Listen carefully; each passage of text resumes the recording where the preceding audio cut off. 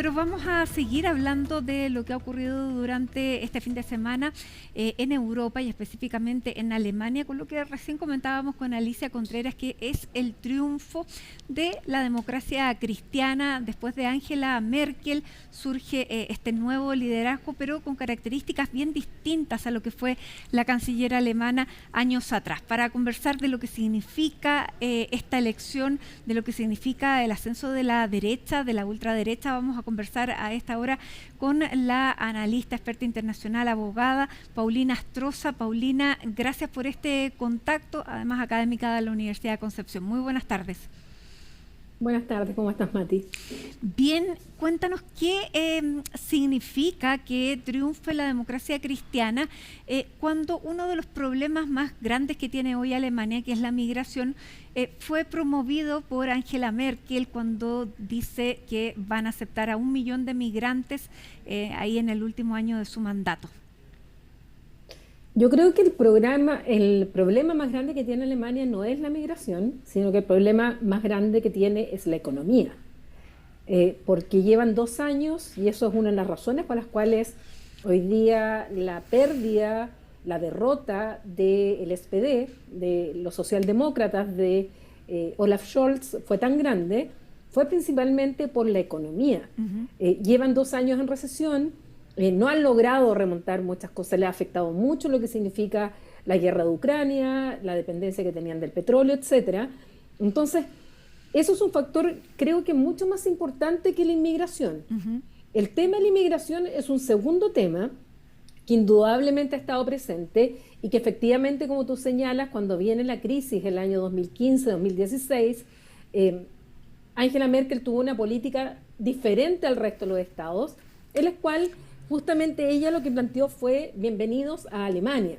Fue un eslogan que utilizó, llegaron más de 1 millón de inmigrantes y luego cuando ya las cosas se complicaron, obviamente tuvo que cambiar su política y además llegar a acuerdos incluso con Turquía para de alguna manera frenar por el lado turco la llegada de más inmigrantes, sobre todo en aquella época de la guerra que comenzó el 2011 en Siria.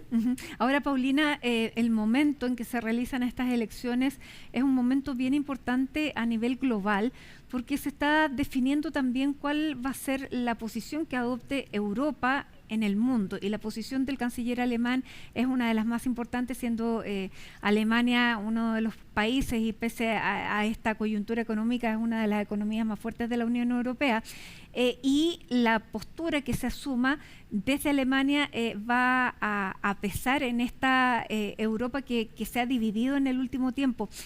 ¿Cómo destacarías lo que ha dicho quien va a ser seguramente el canciller, que es Friedrich Merz, en las últimas horas? Bueno, es fundamental lo que ha señalado. La verdad es que no estaba planificado que esto iba a ser ahora, el timing no estaba determinado, porque la verdad es que la coalición semáforo, como se llamaba este tripartito, entre los socialdemócratas, los verdes y los liberales, finalmente se acabó, porque el Partido Liberal termina retirándose de la coalición, y como es un sistema parlamentario, cuando tú pierdes la mayoría, te baja un voto de confianza, lo perdió Olaf Scholz y tuvo que llamar a elecciones anticipadas. Y eso fue lo que se realizó.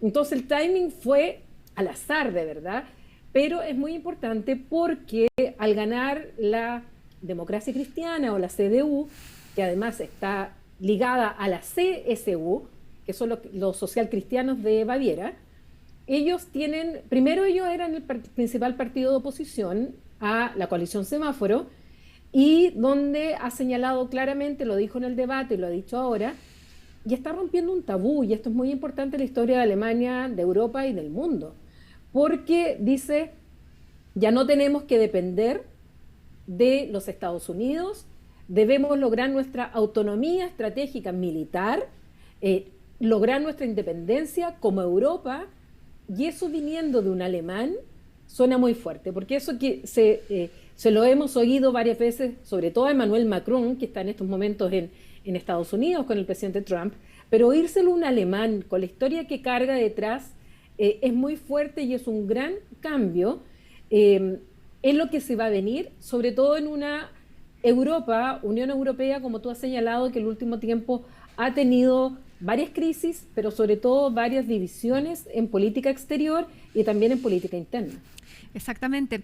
¿Qué postura va a pesar más en la Unión Europea cuando estamos viendo a Hungría, estamos viendo Italia, con gobiernos distintos y también, bueno, en la misma Alemania, con un partido de ultraderecha que saca el 20%? Bueno, ahí viene el gran desafío que tienen los europeos. Ellos han celebrado cumbres europeas ahora de urgencia. Emmanuel Macron, quien ha tomado nuevamente un liderazgo que de verdad no le correspondería. Aquí falta un poco más de liderazgo de la presidenta de la Comisión Europea, de Ursula von der Leyen, que es alemana también, o del presidente del Consejo Europeo, que es Antonio Costa, que es de Portugal. Sin embargo, quien vimos llamando a una reunión de emergencia en París luego de las declaraciones del presidente Trump y sobre todo de J.D. Vance en Múnich, cuando fue la conferencia de cooperación y seguridad, y donde les dicen su cara a los europeos, en definitiva, que sencillamente ellos, que quien había iniciado, así como ha dicho Trump, quien inició la guerra fue Ucrania y no Rusia. Bueno, frente a esto es que los europeos están tratando de alguna manera tener una voz en común, pero es más difícil porque la Unión Europea en estas materias, que son de política y seguridad común, de defensa común, no hay una transferencia de competencias en la Unión Europea.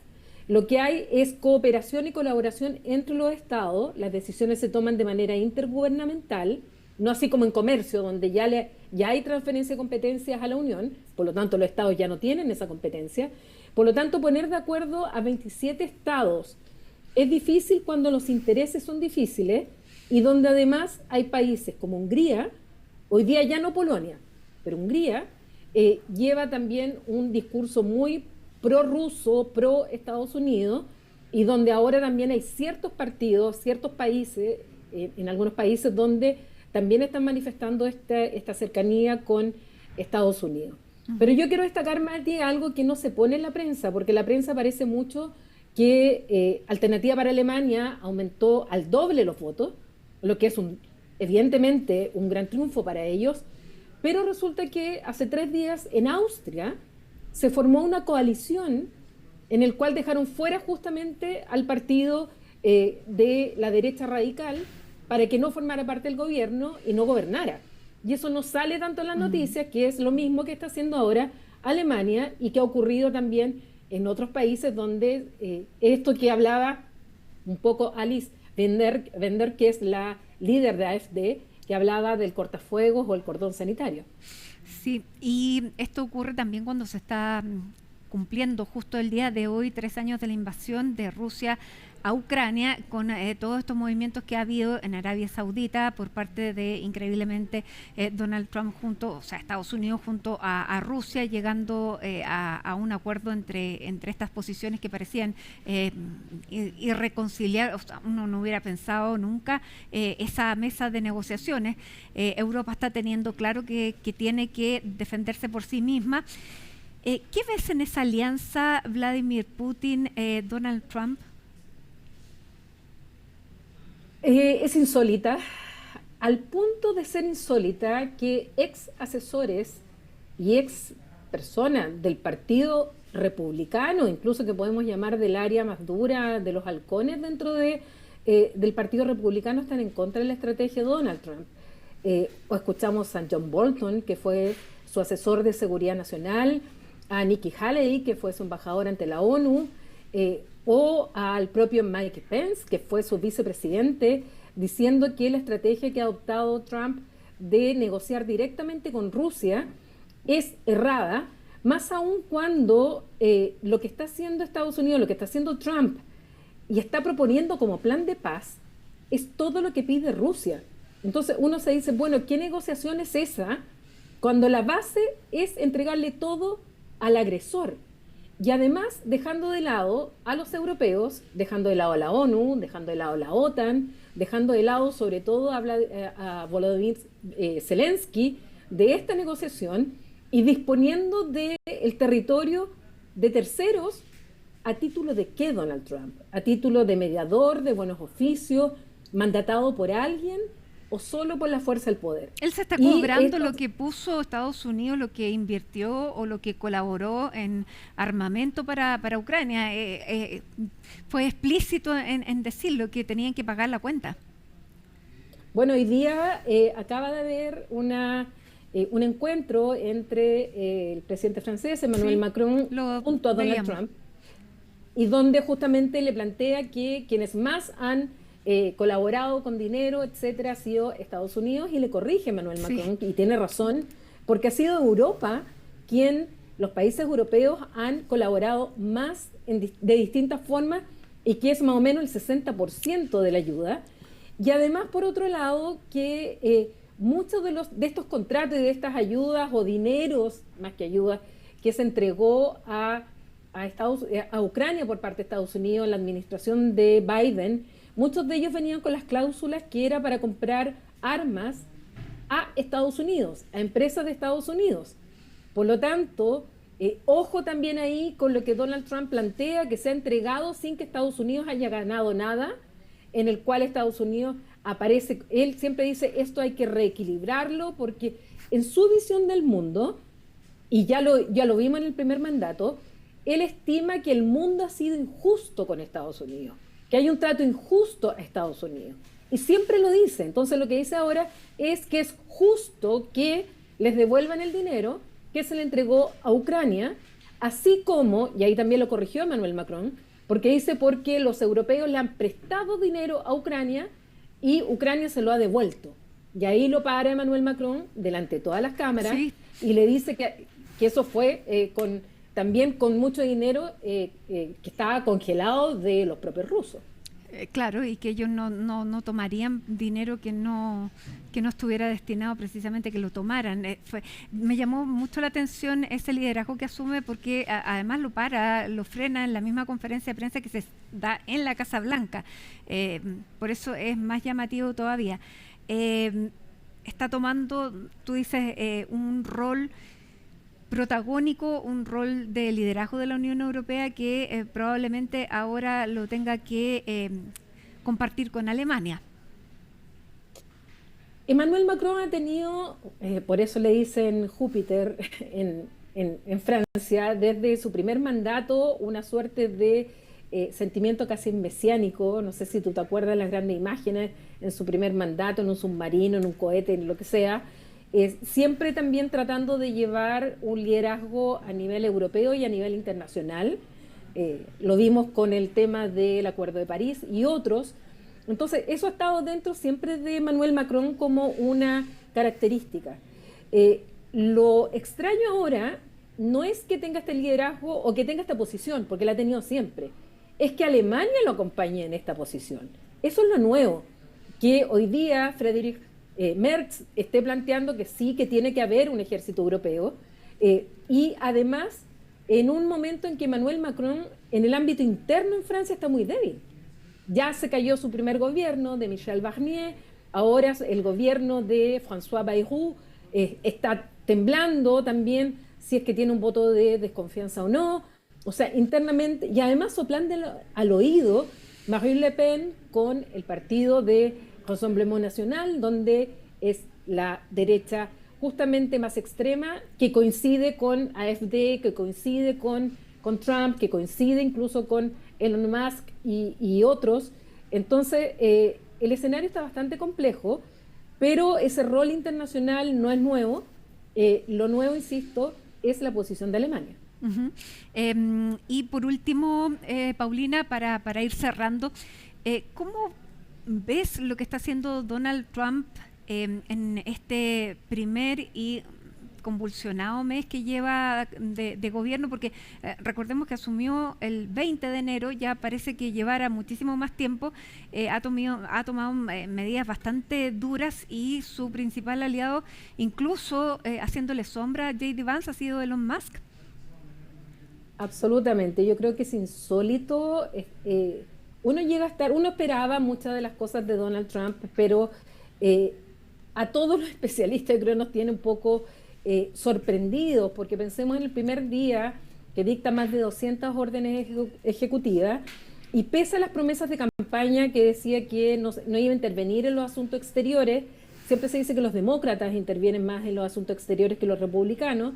Bueno, la gran mayoría de ellos han sido de política exterior, han sido además contra aliados, ya sea con guerra arancelaria u otro tipo de medidas, contra Canadá, contra México, que si bien hay una moratoria todavía sigue ahí, luego anunciando aranceles a China por sobre los que ya tiene, anunciando en contra de la Unión Europea, lo cual la Unión Europea le ha respondido que si llega a adoptar aranceles en contra de ellos van a responder también, y en esa guerra arancelaria nadie gana, con situaciones tan absurdas incluso de cambiar el nombre al Golfo de México por el Golfo de América, hablar de que sobre el Canal de Panamá y no descartar una intervención incluso militar, porque le cobran mucho por pasar por el canal, o incluso atacar o enfrentarse a Dinamarca